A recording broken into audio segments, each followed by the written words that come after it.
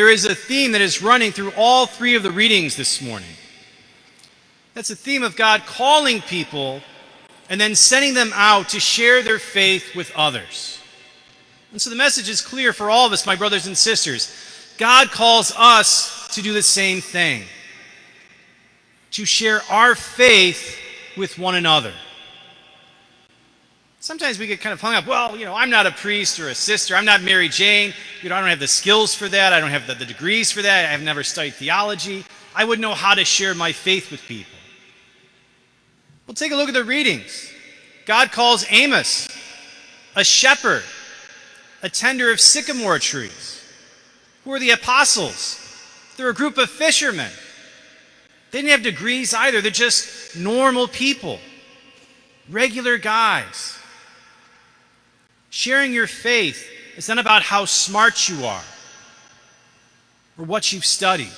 Sharing your faith with another person just takes an open mind, an open heart, and a little bit of courage to start that conversation. Remember, the first person that shared their faith with me was my dad. My dad is the one who taught me how to pray. He taught me my prayers growing up. But he didn't just teach me how to pray. He shared his faith with me. He told me why he prayed.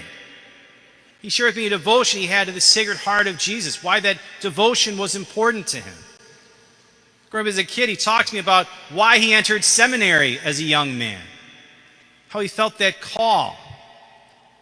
See, that makes all the difference. It's one thing to teach your kids how to pray, or to tell them to pray, or to drag them to church with you. It's a whole nother thing for them to understand why you're a person of prayer and why that relationship with Jesus Christ matters to you. Because I knew it mattered to him, it mattered to me. The other person I can think of who shared their faith with me was a little old lady at church, Lillian Ryan. She went to daily mass, and I was an altar server in grade school at St. Vincent's, where I grew up. So I was usually on to serve at least once a week. And so usually before or after mass, she would stop me. And she would say, I'm praying for you because you're going to be a priest someday. Obviously a very smart woman, very astute. But we had these nice little conversations. She asked me if there's anything that she could pray for, anything in my life that needed prayer. And she asked me to pray for her. We had this nice little kind of dialogue each time I served Mass. When I was in 6th or 7th grade, I noticed about 3 or 4 weeks in a row, Lillian wasn't there. She was a woman in her 80s, so I got kind of concerned. So my mom looked her up in the parish directory, and I gave her a call. It turned out she had fallen and hurt her hip. That's why she hadn't been at church. She couldn't make it. And so she asked me to do her a favor. She asked if after school on Monday, would I come over to her house and bring her a bulletin. And so that's what I did. But I didn't just ring the door and walk away. She invited me in, we had some cookies, and she would ask me, what was the gospel that morning? Who was the saint we were celebrating that day? Did I remember anything about the homily? So I'd sit and have a couple of cookies with her, and we talked for like 10 or 15 minutes. I tried to give her the best I could remember what I shared, and she would share with me her love for Jesus Christ, her love for the saints. Now, I know this sounds weird, an 80-year-old woman, a 12-year-old kid sharing faith together, but I loved it. Because other than my father, there was no one that took the time to share their faith with me in that way. And I went to a Catholic grade school. We had religion class, but that's what it was. We talked about religion. We talked about the commandments. We talked about the difference between the Old Testament and the New Testament. But no teacher ever shared their faith with me, why they believed in Jesus Christ. And my classmates, we weren't having those conversations. We were just talking about what did we need to know for the test. But no one was really sharing faith. Next time I can remember someone sharing faith, I was in college. It was over summer break. My friend Pete White, his family has a lake house on Lake Michigan. So a group of us went up there. Pete, his brothers, some of his cousins, some of his in-laws, guys that married into the family. There's probably about 10 to 15 of us that were there. We were sitting around the campfire at night. One of them, I think, was one of the guys that married into the family. Just kind of out of the blue, shared an experience he had in prayer recently. Something that really was profound to him. Then he asked, have any of you guys ever had a cool prayer experience before? Now, I'll admit, my first thought was, how many beers has this guy had? But then it actually opened up this beautiful conversation as guys started sharing their prayer life.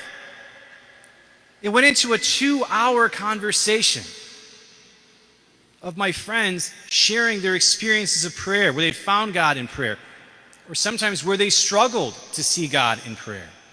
It was an awesome conversation.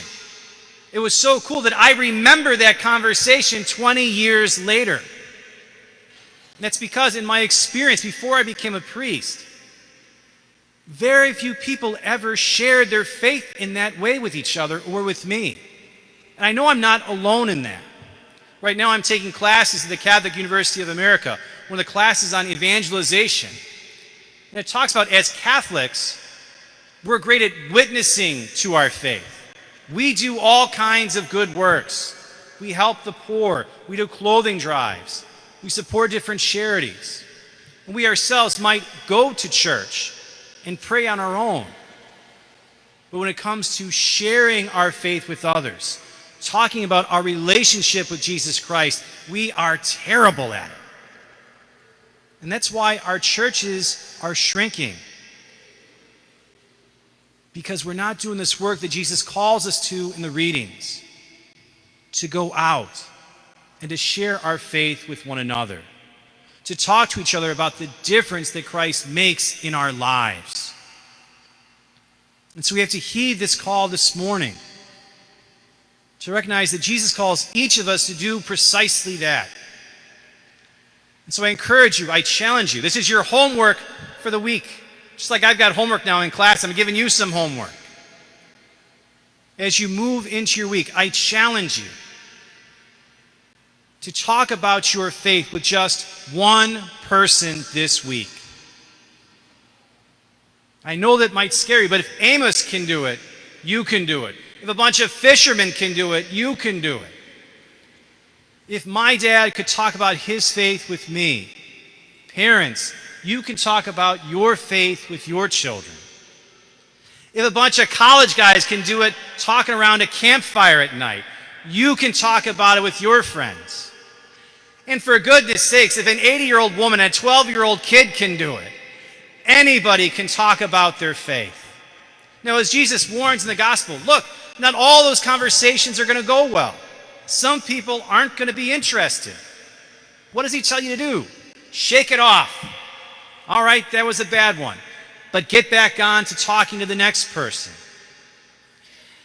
Because it's in sharing our faith in Jesus Christ that others come to faith, and that our relationship with Christ is deepened. That's why I remember those conversations I had with my dad. He passed away when I was 18 years old, but those conversations are some of the richest memories I have of him. It's why I remember that conversation with my college buddies from 20 years ago, and why still that little old lady at church from 30 years ago still comes to my mind. When we share faith, we impact people's lives. And so, my brothers and sisters, have the courage to share your faith with at least just one person this week.